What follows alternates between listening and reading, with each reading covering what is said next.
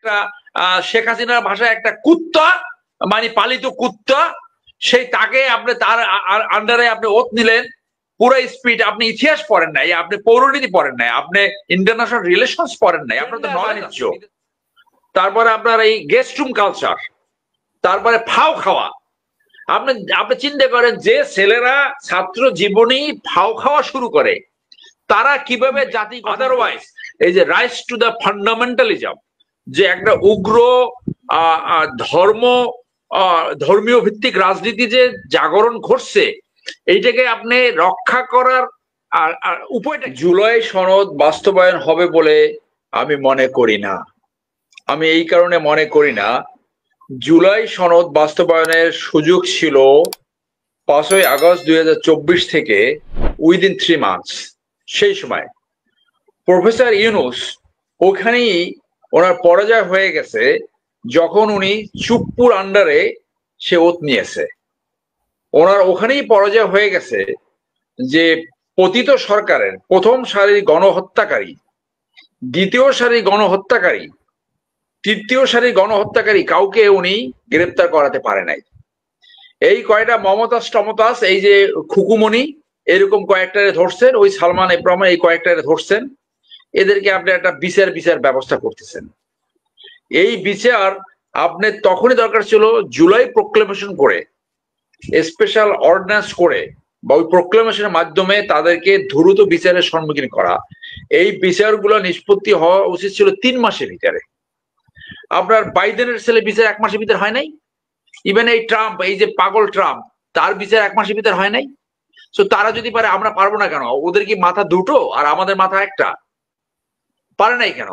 It's a matter of philosophy, it's a matter of planning, it's a matter of vision. উনি আসছে, ওনার একটা রাগ ছিল শেখ হাসিনার উপরে, ওনার নাতি জামাই হিসেবে এখানে নিয়ে আসছে। উনি এসে এখানে একেবারে দাদা ভাই আপনার মহাত্মা গান্ধী সেজেছেন। উনি এসে একটা গান্ধী টাইপ একটা রাজনীতি শুরু করলেন এবং কাউকে উনি বিরাট করতে চাচ্ছে না। সারোয়ার ভাই একটু বেয়াদবি নিয়েন না। আপনি ডক্টর ইউনূসকে আর যার সঙ্গে তুলনা করেন, গান্ধীর সঙ্গে করেন না। গান্ধী কোনদিন ক্ষমতায় যায়নি, প্লিজ। না, ওই যে শান্তিবাদী, বেশি শান্তিবাদী আর কি। শান্তিও না, সে শান্তিবাদীও তো আমি সেই জন্য বলছি যে উনি হলো বিদেশে ঘোরার লোক, 5 স্টার হোটেলে থাকবে, এই ডিনার করবে, 2টা মিটিং করবে, 2টা ফটো সেশন করবে, অটোগ্রাফ দিবে। উনি ওইটার জন্য ফিট। উনি তো বিপ্লব উত্তর রাষ্ট্র পরিচালনার জন্য ফিট না।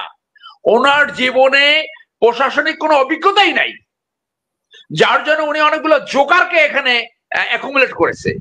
এই জোকার নাম্বার 1, এই যেটাকে বলেছে যে কি মাস্টার মাইন্ড, এই কোথায় লেখাপড়া করছে, কোথায়?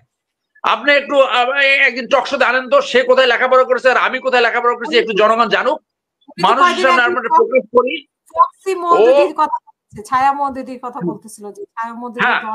ও কোথায় লেখাপড়া করছে, কিভাবে মাস্টারমাইন্ড হলো। আজকে আপনার এই আলোচনায় যে 3 জন আসছি, 5ই আগস্টের আগে আমরা ভয় ডর উপেক্ষা করে নিঃসংশয়ে জনগণের পক্ষে কথা বলেছি। এখন যারা একসময় ইঁদুরের গর্তে পালিয়েছিল তারা সব এখন নাক উঁচু করছে, মিডিয়ায় শুধু এখন তাদেরকে দেখা যাচ্ছে। ওরা তো সুবিধাবাসী, ওরা তো স্বৈরাচারের দোসর। স্বৈরাচারের বিরুদ্ধে যারা কথা বলে নাই তারা তো স্বৈরাচারের ইনডাইরেক্ট দোসর। তো এইগুলো এখন সব নাক জাগাইছে। তো আপনি এই গণহত্যাকারীদের সঠিক বিচার করতে পারলেন না, আপনি চতুর্থ ক্যাটাগরির সবাইকে বিচারের সম্মুখীন করলেন, আপনি সঠিকভাবে সরকার গঠন করতে পারলেন না, আপনি চুপ্পু একটা দুর্নীতিবাজ, একটা শেখ হাসিনার ভাষায় একটা কুত্তা মানে পালিত কুত্তা, সেই তাকে আপনি তার আন্ডারে আপনি ওত নিলেন। পুরো স্পিড আপনি ইতিহাস পড়েন নাই, আপনি পৌরনীতি পড়েন নাই, আপনি ইন্টারন্যাশনাল রিলেশনস পড়েন নাই, আপনার তো নলেজ আছে, বিদেশে ঘোরেন। সো আপনি এই যে স্পিডটাকে পুরো নষ্ট করলেন, একটা জোকার, সেই জোকারকে আপনি বানিয়েছেন কি একটা আপনার মাস্টার মাইন্ড।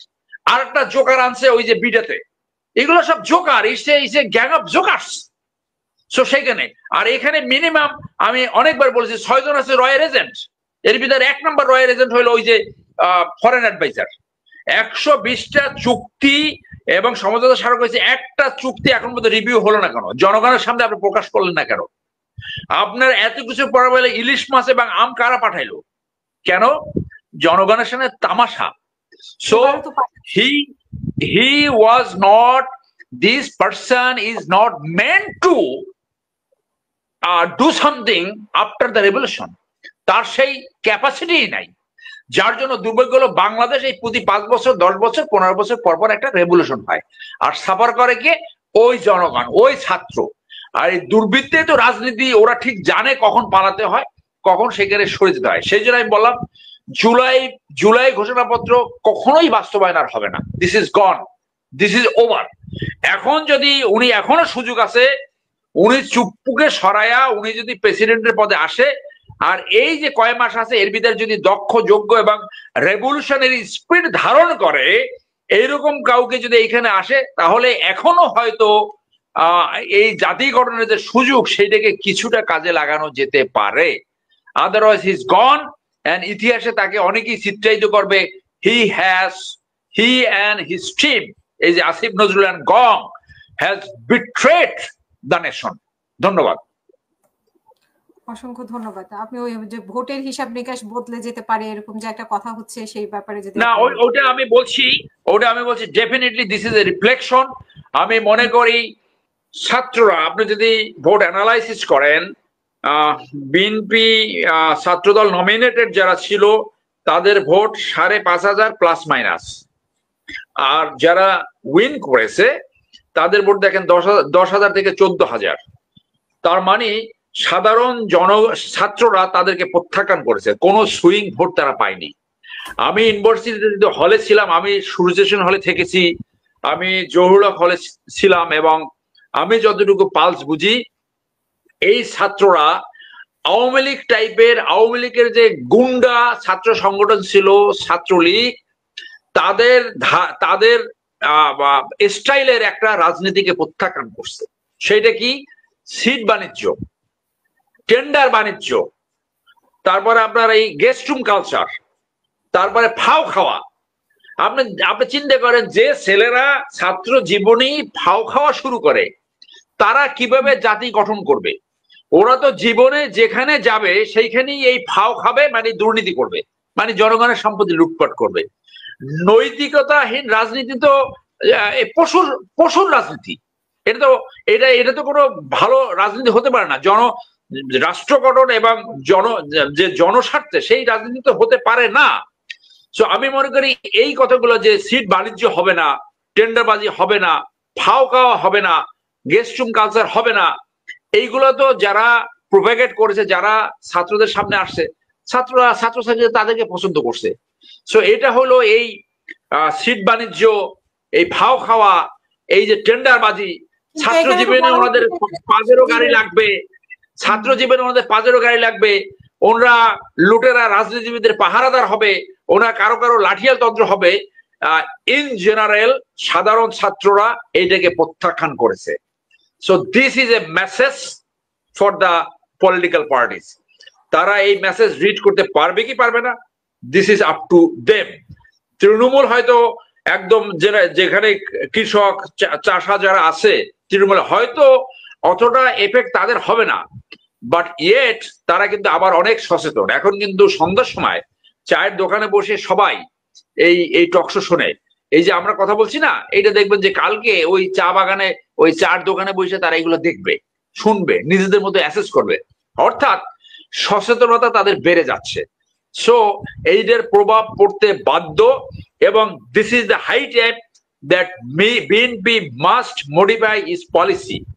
তাদের পলিসি হবে জামাতের চেয়ে ভালো পলিসি। জামাত যেখানে ঘোষণা করেছে তাদের এমপিরা ট্যাক্স ফ্রি গাড়ি নেবে না, তারা প্লট নেবে না, তাদের যে যদি কোনো বাজেট হয় জনগণের সামনে সেটা প্রচার করবে কোথায় খরচ করেছে। এর চেয়ে ভালো পলিসি বিএনপিকে দিতে হবে, এর চেয়ে জনবান্ধব পলিসি বিএনপিকে নিতে হবে। জামাতকে ভালো পলিসির মাধ্যমে আপনার দূরে সরায় রাখতে হবে। আদারওয়াইজ এই যে রাইজ টু দ্য ফান্ডামেন্টালিজম, যে একটা উগ্র ধর্মীয় ভিত্তিক রাজনীতি যে জাগরণ ঘটছে, এইটাকে আপনি রক্ষা করার আর উপায়টা কি? একমাত্র রক্ষা করার উপায় তারা জনগণের সামনে যে প্লেস করেছে, যে ঘোষণা দিয়েছে, তার চেয়ে আরো বেশি জনবান্ধব, আরো বেশি সুশাসনের কথা বলতে হবে, আরো বেশি ন্যায্যতার কথা বলতে হবে, আরো বেশি জনবান্ধব কর্মী বাহিনী হতে হবে। এবং তাদের এই যে অনেকের ভিতরে তথাকথিত একটা হ্যাডাম আছে না, কথাবার্তার হ্যাডাম চেঞ্জ হয়ে গেছে। মানে গায়ে মানে না আপনি মরল, কথাবার্তার ব্যালেন্সই অনেকে ঠিক নাই, মানুষকে আঘাত করে কথা বলে, সেন্স অফ অ্যাকোমোডেশন নাই, মানুষের চিত্ত, মানুষের মন জয় করা কোনো রাজনীতি নেই, ওই আওয়ামী লীগ টাইপের একটা রাজনীতি। সেই জায়গা আমি প্রসঙ্গ আসলেই বলি, বিএনপির মহাসচিব মির্জা ফখরুল ইসলাম আলমগীর আমার একজন প্রিয় নেতা। সে যে কথাটা এই 5ই আগস্টের 1 মাস পরেই বলেছিলেন যে আওয়ামী লীগ টাইপের একটা রাজনীতি একমাত্র কনসিকুয়েন্স হবে আওয়ামী লীগের মতো।